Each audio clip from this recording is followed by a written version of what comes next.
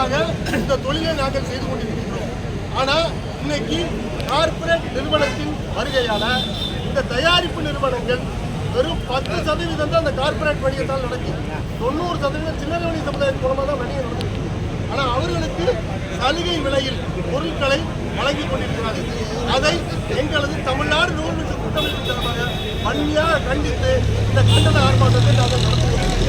அதாவது எதிர்காலம் கேட்டீங்கன்னா கார்பரேட்டுக்கு ஒரு விலை, அதாவது ஆன்லைன் வர்த்தகத்துக்கு ஒரு விலை, இ-காமர்ஸ் மூலமாக வரக்கூடிய கார்பரேட்டுக்கு குயிக் காமர்ஸ் மூலமாக வரக்கூடிய இப்படி பல விலையில செயின்லைன் சூப்பர் மார்க்கெட்டுக்கு இப்படியே கொடுத்துக்கிட்டு இருக்காங்க.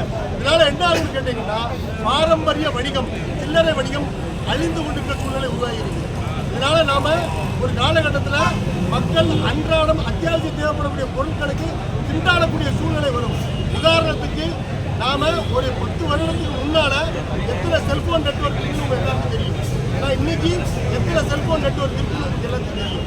காரணம் கார்பரேட்டோட ஆதிக்கம். இன்னைக்கு அவர்கள் குறைத்து கொடுத்தாருன்னு சொல்லி எல்லாரும் அதை போய் வாங்கணும். ஏங்கனால அந்த மித்த நெட்வொர்க்குள்ள அழித்து போச்சு. இன்னைக்கு அவர்கள் வைப்பதான் விலை. இப்போ நீங்க இன்கமிங் வரணும்னா கூட 200 ரூபா கொடுத்து ரீசார்ஜ் பண்ணா மட்டும் இன்கமிங். அதுபோக ஒரு காலகட்டத்தில் கார்பரேட்டு சில்லறை வணிகத்தை ஃபுல்லாக அழிச்சிட்டாங்கன்னா அவங்க அதுக்கப்புறம் மொனோபோலி ஆகி அவர்கள் ஒரு பொருளுக்கு வைக்கிறதா விலை அப்படிங்கிற ஒரு சூழ்நிலை உருவாகும். அதை அந்த மத்திய மாநில அரசு தடுத்து நிறுத்த வேண்டும் என்று அரசுக்கு கவனத்தை ஈர்க்கும் விதமாக எங்களுடைய ஆர்ப்பாட்டத்தை நாங்கள் ஆரம்பிச்சிருக்கோம்.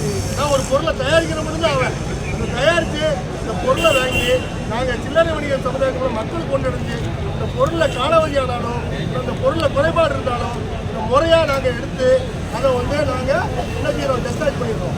ஆனால் இன்னைக்கு கார்பரேட் நிறுவனம் அப்படி கிடையாது. ஒன்று புரிய போட்டு அவங்க வித்துட்டு போயிடுறாங்க. அதனால மக்கள் வாங்கி ஏகப்பட்ட பிரச்சனை அது என்பது தொலைக்காட்சி வாயிலாக நம்ம நிறைய பார்த்துருக்கிறோம். இது மட்டும் இல்லாமல் அரசாங்கத்தில் முறையாக ஜிஎஸ்டி எடுத்து நாங்கள் வரி கட்டி கொண்டிருக்கிறோம். அதனால எந்த விதமான வரி இழப்பை நாங்கள் அரசாங்கத்துக்கு ஏற்படுத்தினதே கிடையாது.